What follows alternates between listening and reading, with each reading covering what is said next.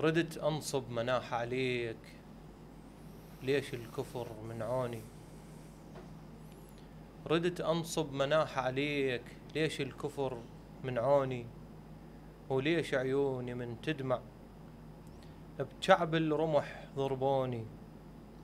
ليش اقطع دروب بعاد عن الضعن مشوني؟ اي والله يا ابو اليمه جرعت الحنظل بفرقاك، اي والله يا ابو اليمه جرعت الحنظل بفرقاك.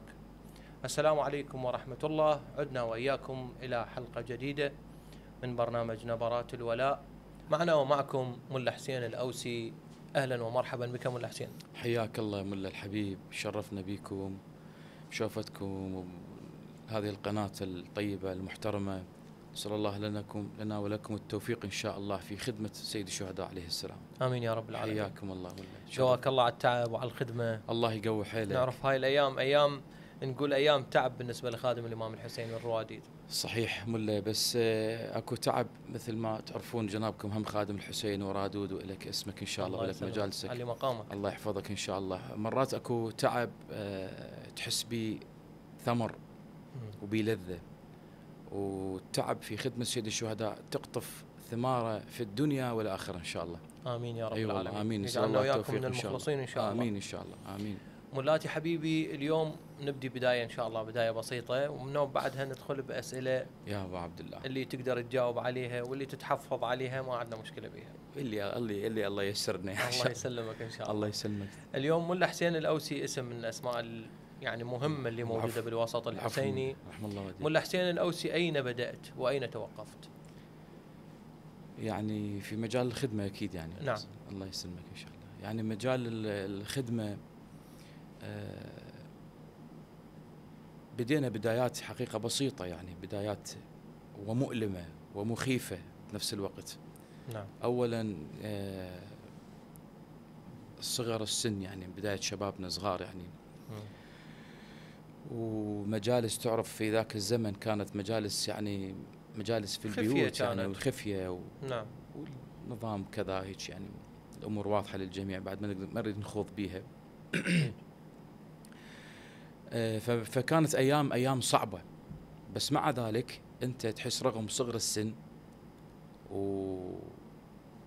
والنظام اللا نظام مثلا ملاحق هذا الجانب في خدمة سيد الشهداء عليه السلام،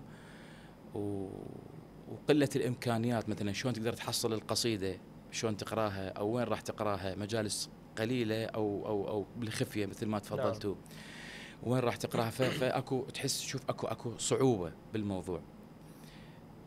تاخذ القصيدة، وأغلب خدام الحسين في ذاك الزمن هم كانوا تقريبا هم هيك على المنوال هذا. باعتباره صغير مثلا ما عندي ذاك التواصل ويا شاعر ويا اي، ناخذ من الكاسيتات وتكتبها والفيديوهات. اليوم ما عندي الدفاتر مالتها بالضبط.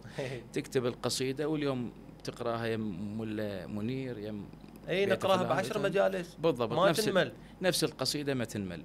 لكن سبحان الله ملا، هي ذيك الأيام إلها رغم الصعوبات اللي بيها، ورغم المعاناة اللي بيها، ورغم الخوف حقيقة رعب يعني. أكيد كان النظام كلها يعني ممنوع وكلها تركض وراك. أحسنت. مسلط الأضواء على هذا، خاصة من يقبل شهر محرم، يعني من قبل شهر محرم إلى ما بعد 40 أو بعد صفر هم يلاحقون هذا الجانب. رغم هذه الصعوبات، هذه المعاناة، حقيقة يعني تشعر أنه أنت بجو روحاني، بحالة أنت حقيقة يعني تنحسد تنغبط عليها. زين ملا، أنا أريد أتداخل وياك بهذا الموضوع. يعني أنت ذكرت تقول كان الموضوع روحاني، لا من باب كل ممنوع مرغوب، لو هم اللي كانوا يقيمون المجالس كانوا اكو اخلاص. هسه احنا ما نقول اللي مجالس اللي موجوده مو اخلاص، لا. بس كان اكو شويه صعوبه ويعني اصرار على هذا الموضوع. بالضبط. فكان هذا الموضوع، هي سؤالي هنا. نعم. اليوم هذا كان لانه ممنوع مرغوب، لو كان شلون نقول فطره؟ لا ملا، انا ممكن اكو جانب اصير وياك، ممكن اكو شويه ممكن اختلف، بس طيب. نجاوب ان شاء الله على اللي الله يقدرني به ان شاء الله. نعم. اللي حد اللي واصل له، اللي مقتنع به. مثلا اقول بالجانب الخدمه مو قضيه كل ممنوع مرغوب. نعم. بدليل انه كانت الناس يعني مو قضيه هي لانه ممنوع مرغوب ما يقدر يسوي هذا المرغوب وهو ممنوع، باعتبار المنع هذا يوصل الى قطع رقبته. طيب. فالقضيه كانت مرتبطه بناس أخلصت حقيقة، مع جل احترامي لكل خدمة الحسين وشيعة أمير المؤمنين سلام الله عليه. كل الناس كانت عندها همة أنه تريد تقيم، لكن تبقى درجات، تبقى المخاوف هيك. طيب. ناس بسيطة على قد إمكانيتها. بس أكو ناس حقيقة رجال بسم الله الرحمن الرحيم، رجال صدقوا ما عاهدوا الله عليه، منهم من قضى نحبه ومنهم من ينتظر وما بدلوا تبديلا. حقيقة تنطبق عليهم، لأن حقيقة المجاهدين في ذاك الوقت كانت ناس يعني فد أجواء روحانية، يعني الجو الروحاني المجلس ياخذك إلى أجواء عجيبة غريبة. ما نقدر نمحي الأجواء اليوم، وتدريجيا من بعد 2003 وانت جاي لهذه السنة والتطور اللي صار من ناحية الخدمة أو المجالس الحسين، لكن ذيك السنين كانت لها فد وقع خاص ولذة خاصة. طيب. أنا أشوفها مو قضية من باب ممنوع مرغوب، لا كانت أكو. طيب. نكتفي بهذا القدر عن هذا السؤال. بخدمتك. اليوم كلمة خادم الإمام الحسين كلمة عظيمة. اي صح. تحس بثقل مسؤوليتها؟ اي والله. الحد البارحة سبحان الله، ليلة أمس كان اكو في جلسة مع خدام الحسين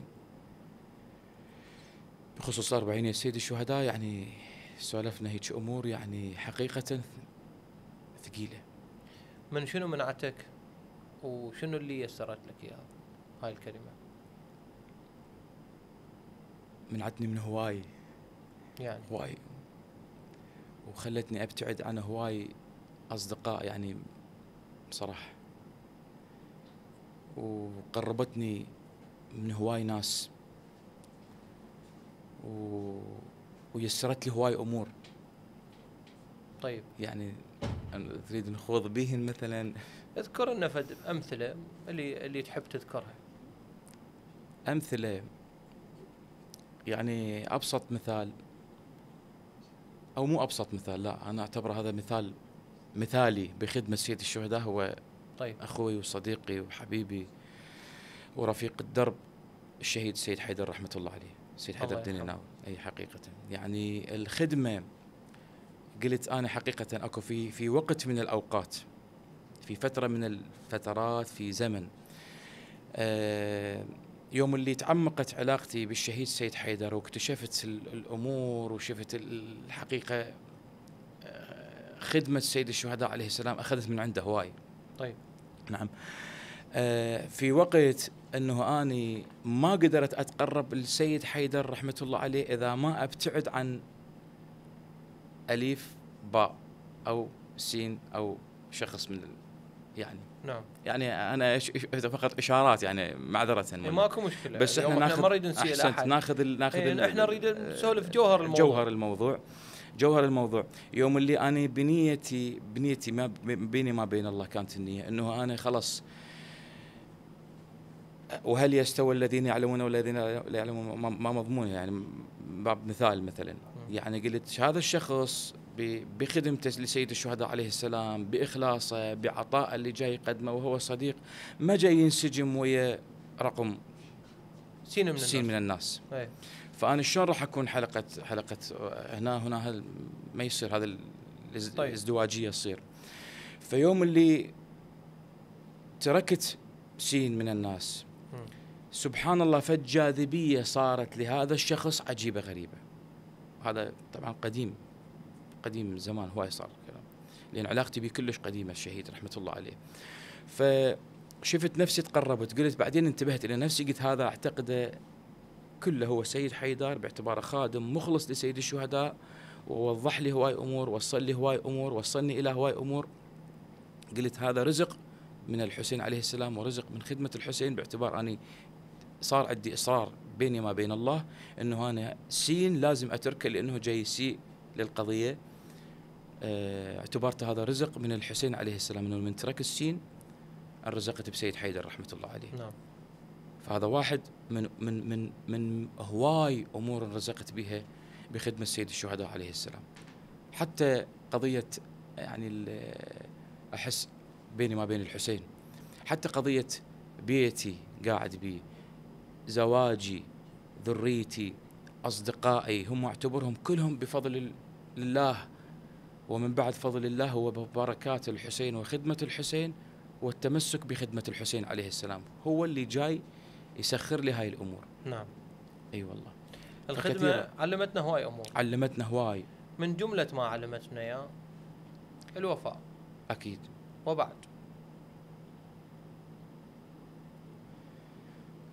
والله ملا يعني احنا اذا نريد نخوض بهاي الامور يعني ناخذ هواي، يعني وقت يمكن يحتاج لاسئلتك الله يحفظها ان شاء الله. احنا يحتاج لها حلقات مو حلقه. احنا بفضل منا رب العالمين اليوم الحلقه هي شلون نقول مقسمه الى اجزاء. نعم. احنا اليوم هسه هذا اول بارت نحكي عليه، نحكي عن الخدمه وعن نعم. الامور الخاصه، بعدها نحكي عن القصائد وهاي بخدمتك ملا. اي لا تستعجل ملا. فحقيقه لا العفو. اي حقيقه تقول من ضمن من جمله اللي اخذناها من خدمه سيد الشهداء عليه السلام او من الحسين عليه السلام هو الوفاء. نعم. والوفاء هو بحد ذاته فشي حقيقه انه تقول فلان وفي، فشي مقدس هذا طبعا. خلينا بالوفاء. احنا الوفاء. خلينا بالوفاء. نروح الفاصل ان شاء الله. على راسي. مشاهدينا الكرام احنا نروح الفاصل ان شاء الله ونرجع لكم.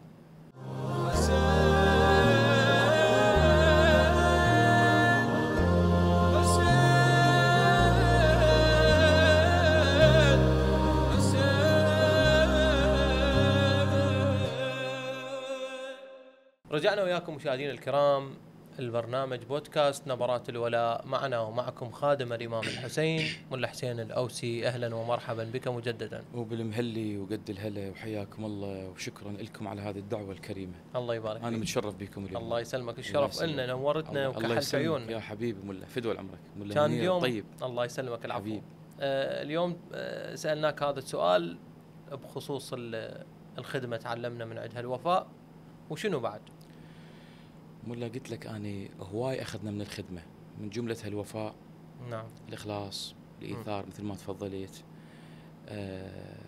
التمسك بمن يمثل الإمام المعصوم عليه السلام. نعم. باعتبار مرجعية اليوم إلها أبوة كاملة، رعاية، الطاعة، الإخلاص لخدمة سيد الشهداء عليه السلام، الإخلاص لمن تفضل علي كخادم، مثلا علي كخادم في خدمتي أو حتى أكمل المشوار الخدمة. من ضمن الأمور اللي أخذناها ملا، شوي نتكلم بصراحة يعني على راحتنا، واللي استفاديناها من خدمة سيد الشهداء عليه السلام، أنه أنتجت خدام الحسين أو الخدمة الحسينية بصورة عامة، من موكب، من خادم، من شاعر، من رادود، من خطيب.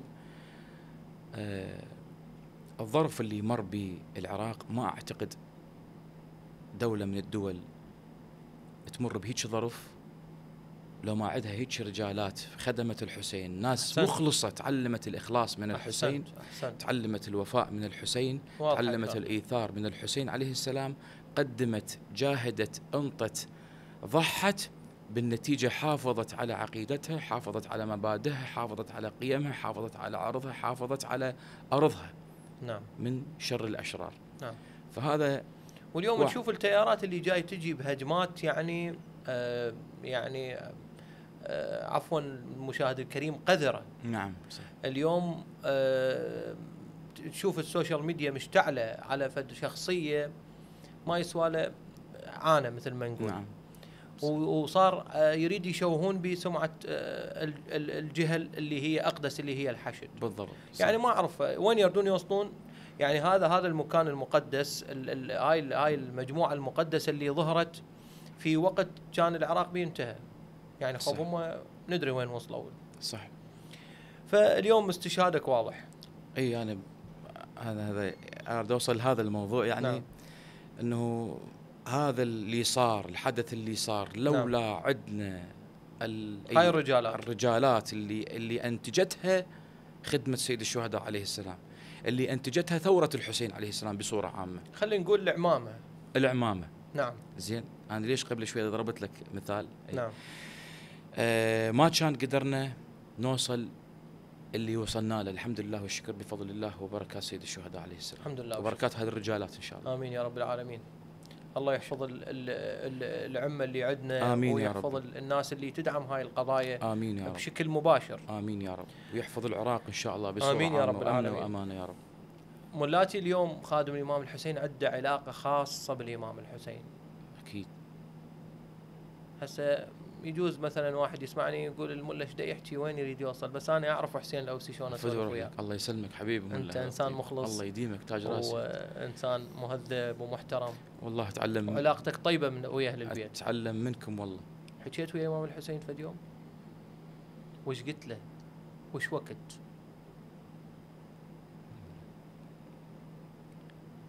انا ما قاطع يعني يدري هو سيد الشهداء، ما منقطع عن الحديث مع الحسين صلوات الله عليه، ويشهد مولاي الحسين صلى الله عليك يا أبا عبد الله، يشهد الحسين. أنا ما قاطع الحديث وياه، هواي حكيت وياه، بس ملا هذا السؤال شو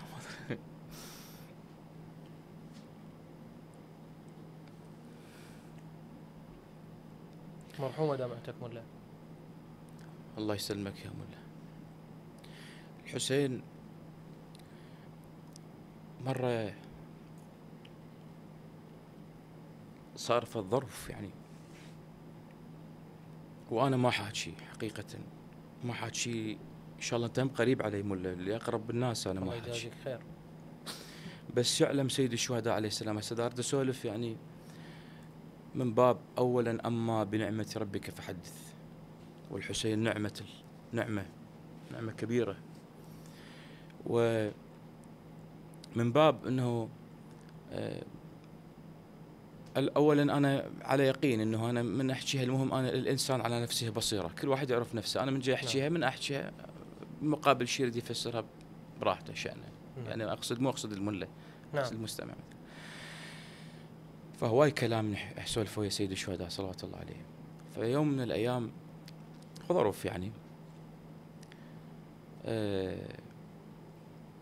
وكل إنسان ما يمر بظروف يعني، فالظروف صار توجهت لسيد الشهداء عليه السلام، فحكيت قلت له يا أبا عبد الله أنت تشهد وتسمع. قلت له سيدي يا أبا عبد الله،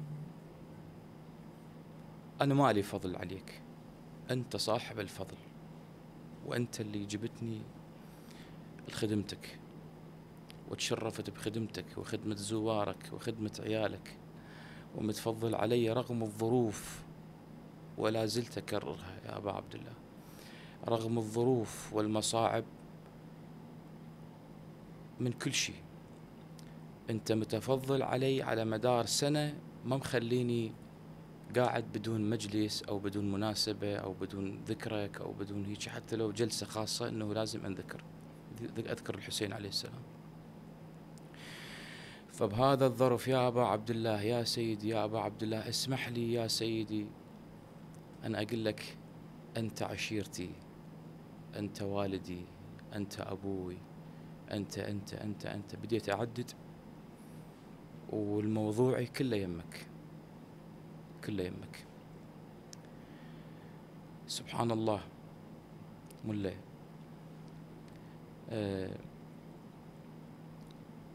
في عالم الرؤية صلوات الله عليك يا أبا عبد الله، في عالم الرؤية كأنما أنا بين الحرمين. نعم. يعني يعلم الله أنا ما حاكي هندني، يشهد الله صادق. أي والله. اجت فد ريح قويه، بس الريح انا اباوع على الناس مثلا، الناس ما جاي يتاثرون مثلا بهذا الريح مثلا، او عفوا معذره، الريح قويه، اكو بعض الناس جاي يتاثرون يعني جاي تاخذ الريح تشمره، يطلع من خارج اطار نطاق بين الحرمين، يطلع ينشمر، تروح. فاكو مجموعه ثابته ما تاثرت بالريح. نسال الله الثبات، نسال الله ان يثبتنا ويجعلنا من الناس اللي ثبتوا ان شاء الله رغم الظروف اللي ثبتوا. فقلت لك شنو ربط الريح، ربط الناس اللي تروح، ربط اللي حكيته ويا سيد الشهداء عليه السلام. قلت له خلص الموضوع، انا كل انسان له طاقه، انا هاي طاقتي اليوم، انت بعد الموضوع كله يمك، انت عشيرتي، انت ابوي، انت اهلي، انت كذا. واشوف هذا المنظر. وبعد ذلك مله الباب اللي هي مشرفه، باب الحسين سلام الله عليه اللي مشرفه على بين الحرمين باتجاه ابي الفضل صلوات الله عليه. هذا الباب صارت يعني مو الباب هذا اللي نشوفه، رغم هي كبيره لكن احنا نشوفها متن قاس ويا السقف، حجم الارتفاع مالت السطح، ارتفاع السطح البناء عفوا. فالباب صارت من صارت هذا الريح قويه، الباب صار على كبر يعني من القاع الى حد السقف، ضخمه صارت الباب. طيب انفتحت الباب، هذا الناس اللي بقت ثابته كلهم كأن ما عبالك فالجاذبيه صارت من داخل الضريح، جذبتهم لداخل الضريح. نعم. ونسأل الله الثبات. بعدها بعد ما صارت الرؤيه بها كفت شغلات انا متحفظ بيهن حقيقه. لا هذه خب هاي خصوصياتك، احنا ما نريد اي والله. فبعدها سبحان الله يعني قلت لك الامور صارت غير شكل، امور تيسرت، الامور بفضل الله. وصار اكو فد موضوع مله فد اذا تسمح لي طبعا. على راحتك مله، اكيد اسمح لك. هذا صار وياي انا ايضا، هو نفس الظرف لكن تيسر. بس اجى فد وقت يعني قسم من الاخوان يجوز يشوفون يتذكرون الوضع اللي صار يعني. طيب. موضوع انتقل من مكان لمكان وكذا وهيك، بعدين صارت اختلافات بالوضع. المهم بعد ناس هوايه شو تسوي، ناس تختلف او ما تقدر تقيس على كل الناس. طيب. ولا تقدر تشوف الناس مثل ما انت شوف روحك او شوف نعم ملا منير الله يحفظه. الله يحفظه. المهم هم صارت وحده كلبه بالله، طلعت استوني من هذا الظرف دخلت بهذا الظرف. يشهد الله ويشهد مولاي صاحب الزمان شاهد على هذا الكلام. قريبين احنا على شهر محرم، ايام بعد 10 ايام تقريبا اكثر اقل على استشهاد الامام الجواد سلام الله عليه. وبعد احنا تعرف انت مله من نتقرب لشهاده الامام الجواد بعد دخلت محرم، بعد ممكن بعد مناسبه خلاص ايام قليله تفصل بين محرم. صارت بسبب هذا الظرف ليلتين انا ما نايم، يعلم الله ما نايم، اخلي راسي هيك واخفى اقمز مثل واحد يقمزني. فصارت صلاه الفجر واكو ناس يخابروني على مجالس مثلا لشهر محرم نتهيأ كم مجلس، وانا بعدني ما مهيئ نفسي. عاده احنا نبدي من شهر رمضان، بعد شهر رمضان تبتدي تعد تهيئ، مو صحيح تهيئ. بذيك السنه اني حد شهاده الامام الجواد بعدني بسبب هذا الظروف اي قصيده ما محضر. يخابروني انطي موعد بس انا ما محضر. فصارت صلاه الفجر قلت لك بذيك الليله اللي هي عدت عليها يومين انا ما نايم. بعد صلاه الفجر يشهد مولاي يسمع ويرى. بعدها صليت، صارت مناجاة او كذا. مهم نعم.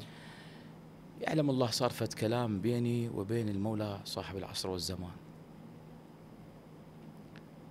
صار فد كلام هسه انا بيني ما بين الله. قلت له بعدين، قلت له سيدي انا كون تسامحني، كون اعتذر.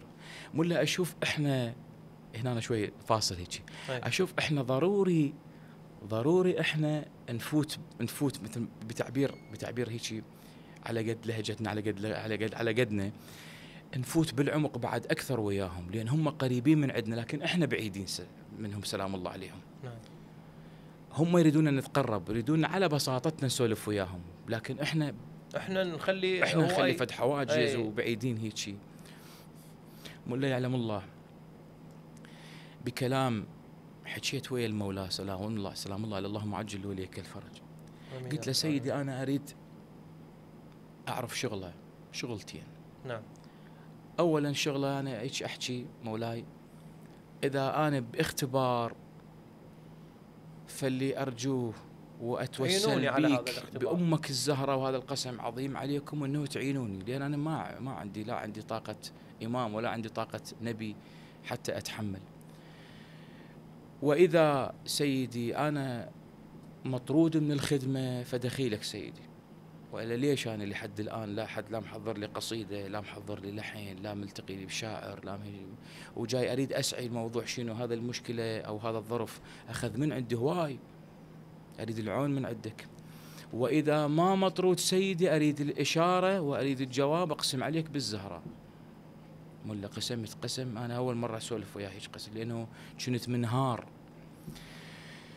ملا وإذا أذكر اسمه هسه يمكن يتذكر، راح يقول إيه صحيح أنا خابرته بفلان تاريخ. قعدت نمت بيومها، نمت نومة عميقة. بعد الظهر اجاني تليفون، السلام عليكم. عليكم السلام. قال لي أنا وياك حسين الخالدي اللي هو بالعتبة العسكرية. نعم. أعتقد كان في قسم العلاقات، يمكن هسه دا يسمع صوتي صحيح يتذكر أنه أنا خابرتك فلان تاريخ. كلموا له حسين، قلت له تفضل وياك حسين الخالدي حياك الله تشرفنا. قال عندنا مجلس ليلتين 3 ليالي للإمام الجواد سلام الله عليه. وأنت محرم ما محضر عليه؟ أنا محرم ما محضر، أبكي على محرم. نخيت صاحب الزمان أنه هيئ لي المحرم لأنه محرم لي هسه. قال لي عندنا 3 ليالي للإمام الجواد سلام الله عليه في صحن العسكريين سلام الله عليهم. فحقيقة رحبت، بس قلت له أنه راح يصادف سبت جمعة سبت أحد. قلت له أنا الجمعة منطي كلام ولازم أروح أقرأ. فرجع أكد قال لي هذا اليوم نخلي أحد خدام الحسين ويومين إلك. شفته مصر. قلت له خاف يصير يعني شوية ازعاجات أو خربطة بالبرنامج هنا. ملا ذكر لي قال لي ملا السلام عليكم. قلت له عليكم السلام. قال احنا من نوجه دعوة لخدام الحسين لرادود يجي يقرأ، هذه نعتبرها دعوة من الإمام سلام الله عليه، لأنه هذا بيت الإمام. احنا نسوي مثل القرعة وفي بيت الإمام، نختار في بيت الإمام. فهذه نعتبرها دعوة من الإمام، فحتى لو تقول يوم واحد هم تجي باليوم الواحد. شاهدنا هنا، صارت في التفاصيل بعدها ملا شاهدنا هنا. بعدين أنا صراحة رجعت، يعني صراحة أخذتني الدمعة، بكيت تأذيت يعني، وتوسلت بالإمام أنه يسامحني سلام الله عليه. نعم. بس هنا شوف عطفهم وألطافهم ملا، ما تاركيننا. الحسين ما تركنا، صاحب الزمان توجهت له ونخيته بهالإمكانية بهالبسيطة، وحكيت وياه الحكي البسيط، لأنه أنت حكيت لي قلت لي شلون تحكي. طيب وش حكيت؟ ذني أنا حاكي، بس ذني أمرين، مرة ويا سيد الشهداء عليه السلام لمست آثاره بعدها مباشرة. نعم. وهذا الكلام ويا المولى صاحب العصر والزمان، وأيضا في خدمة سيد الشهداء الموضوع، ولمست آثاره. يعني سبحان الله، وكأنما واحد منتظرك تنام تشبع نوم من تقعد يجيك الاتصال. طيب فلمست آثاره. طولت لا بالعكس، الجماعة يأشروا لي يقولوا لي فاصل وكذا، بس أنا اليوم راح ألغي الفاصل. أنا بخدمتك العفو. أنا أريد بهاي العبرة وبهاي الروحية تقرأ لنا أبيات بكيفك، تريد تقرأ لنا أبيات نعي، تريد تقرأ لنا أبيات قصيدة، براحتك. فدوى عمرك ملا، أنتم اليوم متفضلين. لا فضل رب العالمين، فضل للإمام الحسين صلوات الله عليك يا أبا عبد الله. لسان حال مولاتي زينب سلام الله عليها. نعم. كأني بها تخاطب التل الزينبي التل. نعم. الشاعر علي الإبراهيمي أستاذنا الحبيب أبو عباس تحياتنا. الله يحييه إن شاء الله. يا تل وين حسين دليني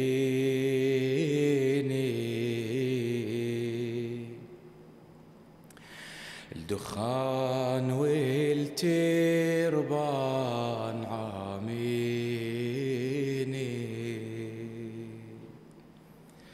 ما اشوف حد توصل إليه، سوت بزينب كربلاء، تعبانة من الركض تدريني،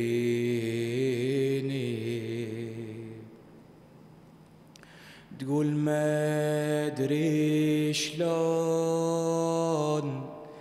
شفتي كان يا تل الله اللي مكتف طريقه شلون يندل، أظن شفتي الجمهور حدر الجدم صلى، وعلى دار المعسكر والفزع كل. لا شفتيني من ركضت بالهيمة،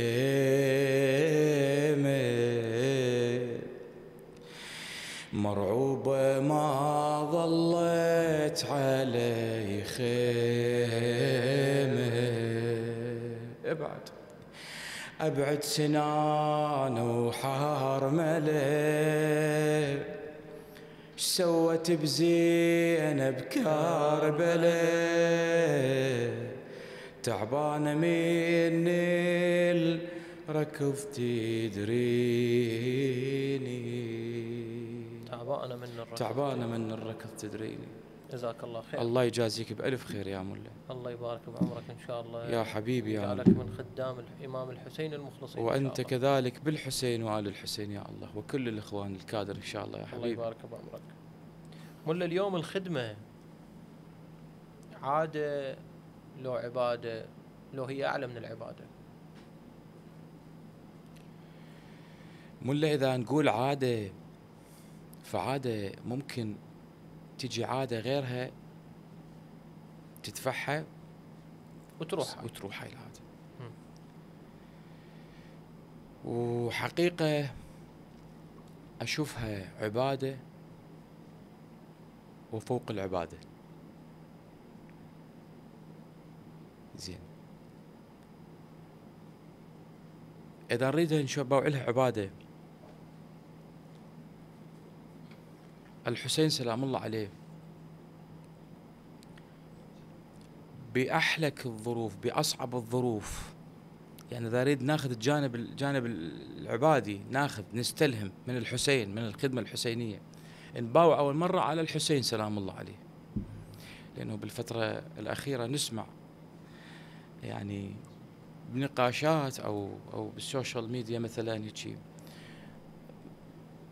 يعني مع الأسف مرات حتى على مستوى خطابة، احنا مو خطيب حتى أقدر أخذ جو الخطيب يعني، يعني ناخذ جاي بس ننتقد، بس نقد.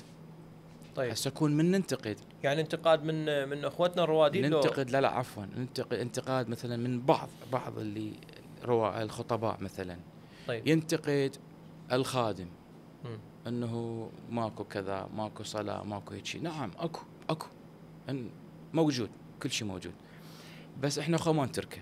انا من انتقد اليوم، من انتقد كون انطي حل مثلا، انطي فد باللي الله قدرنا عليه، واللي موجوده الحلول كلها موجوده ان شاء الله، بس يحتاج من ابو الموكب، يحتاج من الخدام داخل الموكب، يحتاج من كبار الموكب، يحتاج من الخطيب، يحتاج من الرادود، يحتاج من الشاعر، يحتاج من قناتكم الموقره كلها. بالتالي الصب في خدمه الحسين بصوره عامه، وخدمه هذا الخادم شلون اقدر اخدمه واوصله لجو العباده، لجو الخدمه.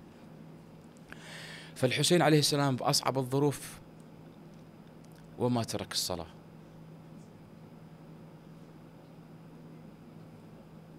أنا رسالة بسيطة هي إلي، متقصد أقولها إلي. طيب. ولعامة خدام الحسين الله يحفظهم إن شاء الله، من الشباب خاصة الشباب، أنه الحسين بعظمته وفي أصعب الظروف ما ترك الصلاة. هذا آخذ جانب عبادي، أتوجه لله توجه صحيح وحقيقي، والصلاة أنه من الحسين عليه السلام أداء أنا صحيح حقيقة خادم الحسين. هذا جانب ثاني اللي يدخل في جو خدمة الحسين عليه السلام لا شك الخدمة الحقيقية، الخدمة اللي ينظروا لها أهل البيت، الخدمة اللي يريدها سيد الشهداء عليه السلام، لا شك لا ريب تأخذني إلى جو العبادة، تأخذني لله. طيب لا شك. طيب احنا اليوم نكتفي بهذا القدر. أي عفوا. ما أعرف الجماعة يأشروا لي إنه باقي دقيقة واحدة، ما أعرف يعني البرنامج اليوم بسرعة خلاص. والله مولاتي أريد أسألك سؤال أخير. العفو. يعني والجواب ما تأخذ راحتك، ما لك علاقة. جماعة يقولون دقيقة لا أكثر. خدمتك وخدمتهم هم الله على راسنا إن شاء الله. اليوم أكو موقف خلاك ترجع نيتك، يعني اليوم تجدد النية والعهد؟ موقف خلاني نعم. أجدد النية والعهد نعم. مع سيد الشهداء عليه السلام. نعم. موقف خلاني، احنا حقيقة دائما نجدد العهد. نعم. دائما نجدد بس أشوف المواقف اللي تخلينا دائما نجدد العهد. نعم. هو مو أنا اليوم لي غاية من سألتك هذا السؤال. أنا وياك العفو كنا قبل البرنامج في حديث عن الإساءات اللي صارت نعم. عن خدمة نعم. واضح. الإمام الحسين وكذا. قلت لك مرات خادم الإمام الحسين يفكر يقول أعتزل الخدمة. اليوم هذا الموقف مر بي ملا حسين وجددت النية والعهد مع الإمام الحسين. والله حقيقة يا ملا احنا إن شاء الله كنية، قلت لك أنا بيني وبينك وبين الله، يعني من نحكي نسولف على النية، أنا من أشوف أكو فد أمور تظهر بالساحة ممكن نطلق عليها نقول شوي بيها إساءة نوعا ما.